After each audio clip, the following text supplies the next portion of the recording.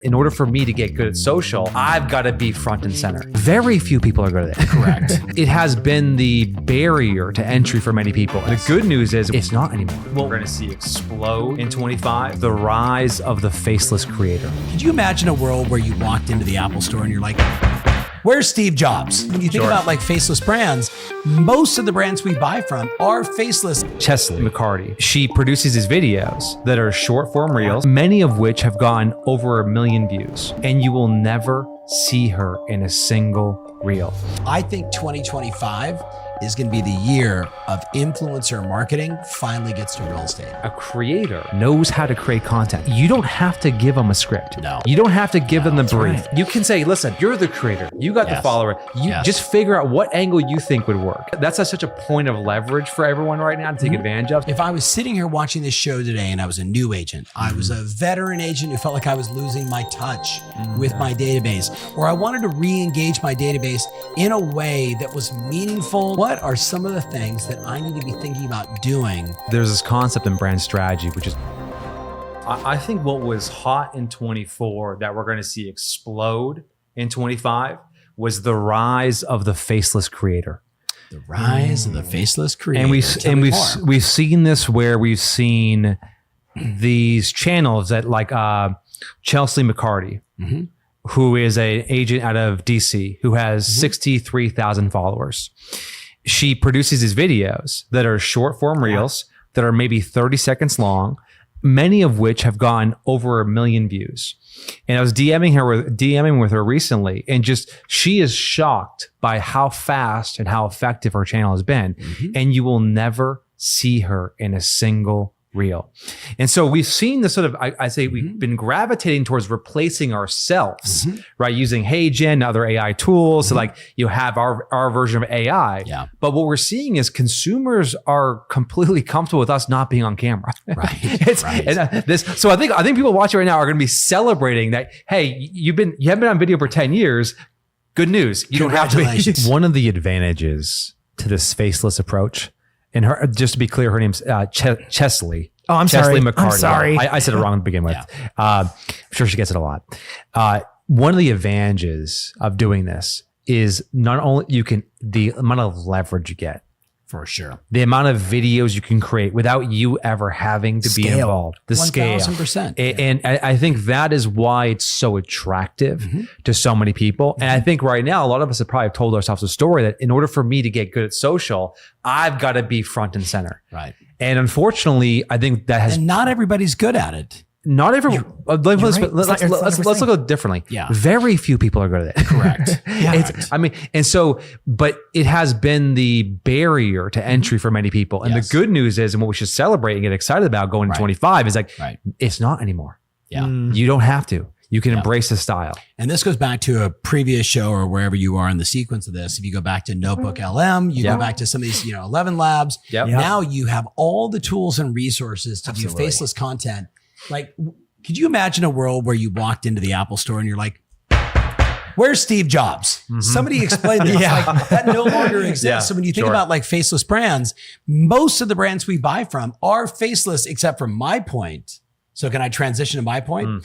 I think 2025 is going to be the year of influencer marketing finally gets to real estate. Okay. And I'll give you guys a case study. So my buddy Chad Cooper, shout out to Chad, Savannah's dad, by the way, Brian. So one of my rad like social media marketers. He calls me and he's like, hey man, I just bought a business. I'm like, what'd you buy? And he's like, Rusty's potato chips. I'm like, oh, dude, Rusty's chips, right? Like all organic, whatever, blah, blah, blah. And I'm like, super cool. I'm a deal, guys. What'd you pay for it? Can I get into the deal? Like, what's the story? And he said, I'm looking for ideas of ways to grow the brand. Like, he's like, so I'm thinking about distribution, right? We all talk about distribution all the time. So, like, who do you know here? Who do you know here? Who do you know here? What do you guys do with the wine company? How are you getting it out? So we talked about some of that stuff. And then I'm like, if I were you, man, I would like look for influencers, like foodies in and around Orange County that you can pay $300, $600, $800, who will literally go on and do killer content. And then they can or cannot collaborate with your channels. I thought, wow. So here's Chad Cooper, Rusty's Chips. Shout out to Chad. And literally he's got these like super cool, foodies in Orange County going, hey, so today we're going to go check out Rusty's potato chips. Did you know that Orange County, California actually has their own potato chip company? I didn't know. Yeah. Let's go. And he like walks through, shows, hey, look, these are the potatoes and this is how they're cutting them up. And this is how they put the salt and this is their secret formula. And this is how they cook them. And look, oh my God, they're letting me actually eat before they bag them. Oh my God, these are delicious. And I thought, holy shit. A really good agent could do the same exact thing with let's go walk through their new listing. Let's go preview what they do at an open house. I could begin to learn how you operate, like your mega open house, like your over the top open house. All of a sudden now I'm witnessing from an influencer's perspective or a local person in the community, which we would now call an influencer's perspective about how Sally does her business. Yeah. I think that is going to be bananas. And if you think about what was said, what are your guys' thoughts on real estate agents having hyperlocal influencers start talking about their service, their experience, what they do, how they do it? Yeah. Am I crazy for 2025? You first. Well, you think about brands that have been built in the influencer age. Like AG1 is a great example. Right. Everyone who's watching who is on Instagram regularly probably has heard of or has seen an ad or maybe even uses Athletic Greens. Yes. And there is a whole wave of companies. Yeah. Apparel brands, health brands, beauty brands that have all built on this exact playbook. It hasn't come to real estate yet because I think right now, when you have a local product that you can only sell locally, it's been kind of the barrier to entry. Sure. But to your point, I think we've crossed the chasm on that. We have. I think we've been at a point now where these influencers are, for better or worse, are everywhere. Right. And I live in, you guys know this, because I complain about it constantly. Never stop. You don't live in Boston anymore. I live in New Hampshire. Okay? Oh, wait, you don't? We got influencers in New Hampshire. Okay, so we got people who are you one of them? Influencing are you sure? Are you the ultimate New Hampshire? So if we got, all I'm saying is if we got influencers in New Hampshire, they are everywhere. Okay, so shout out to Olivia Ormos, Ormos. Her company is Maven, Mavn, Mavn.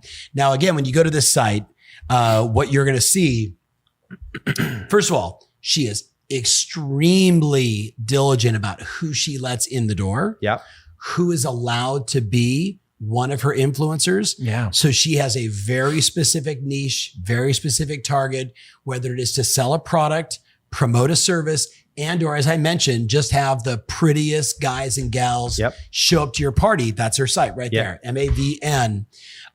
And by the way, it'd be really interesting to see how many agents decide, could I be an influencer on Maven? Do you know who uses influencers right now in real estate? Who? There's a company that does. And it's probably, I'd argue, the best direct-to-consumer company we've seen in the last decade. And I'm not talking about Zillow. Yeah. Because Zillow. Open door. I've seen ads, right? Because I've been to their medical library. They use influencers. And so if a company like that is so data-driven, that is so focused, and they can track everything from a click to a sale. Right. If they're using influencers, I think this is such a crazy prediction right now that is finally kind of coming home. Yeah. So this is exciting, man. What are the viable use cases where an influencer in my local marketplace would have validity? Right. Well, I think it'd be, even just like, I think interviewing clients, open houses, day in the life. I was thinking about becoming a real estate agent, and I decided I would follow an agent in my marketplace. That's good. Yeah. Something like that. And then, so like they literally okay, so I'm about to go meet with, Sally, who's this, she works at Banana. Hey, Sally, how's it going? Yeah. Right. Yeah. And then we watch Sally, in whatever that like 30-second, 90-second clip is. Yeah. And obviously they're going to be highlighting everything about that makes her special, that makes her unique, that makes her stand out. Yeah. And the good news is most of these influencers today, depending upon how much you're going to pay, you're going to script this thing out.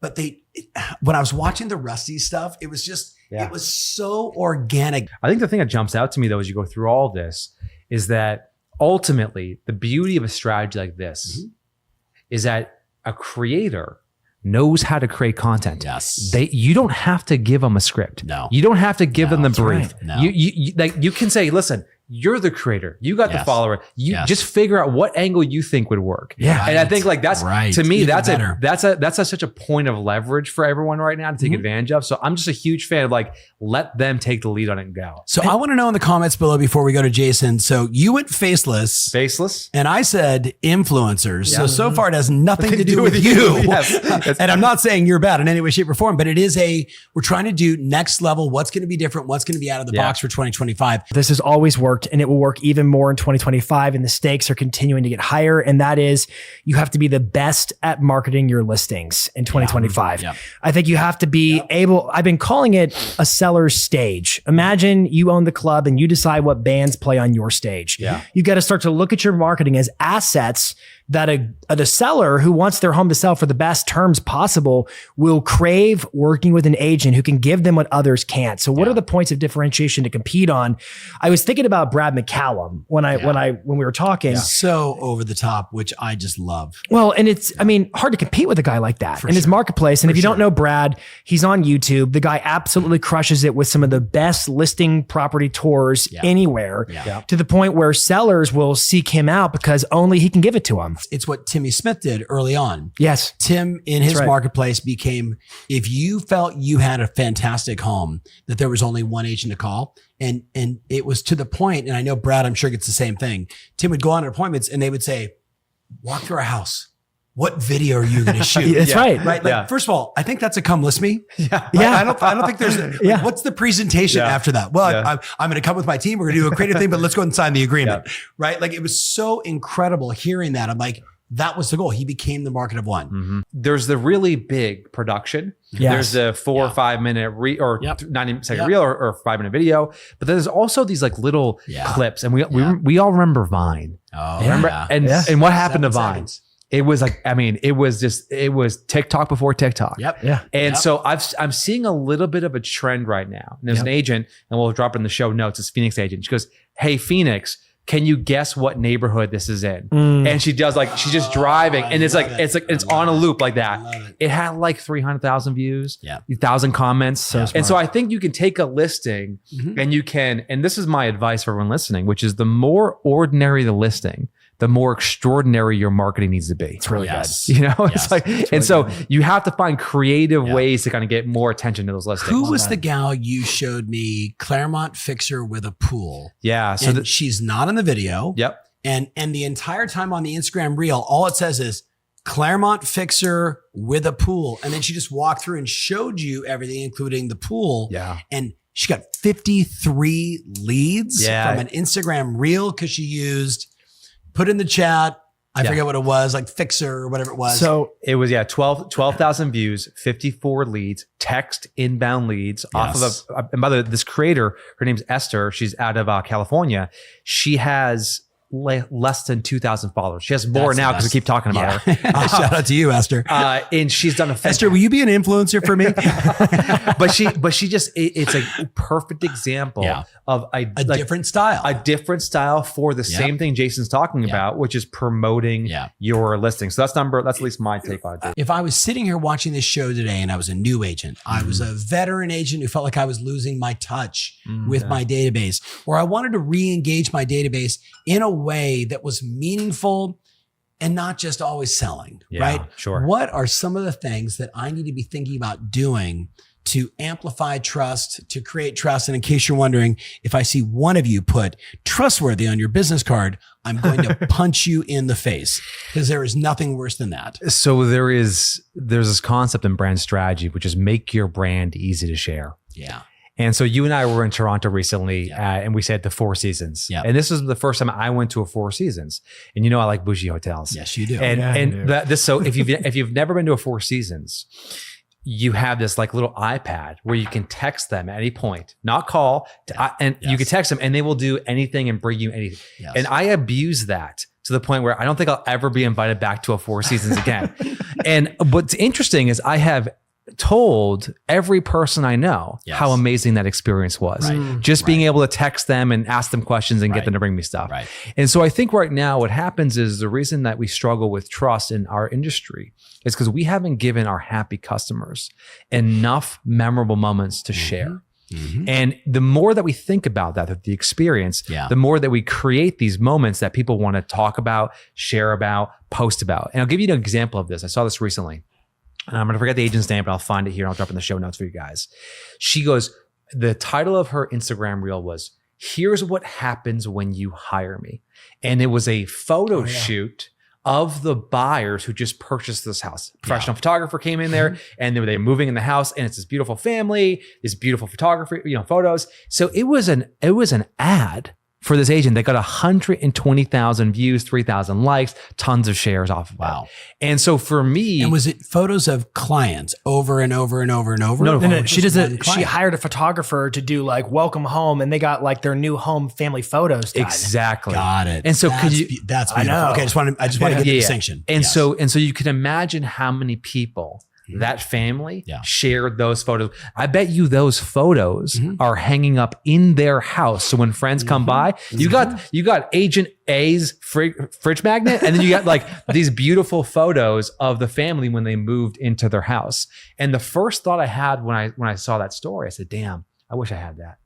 When we bought our house, I wish we had that, because that was a great moment. And so I think when it comes to trust, is that how do you create experiences that are worth sharing, that are memorable, that would encourage our happy customers to be our brand advocates, because it's not about what we say, it's about what the people we work with say about us.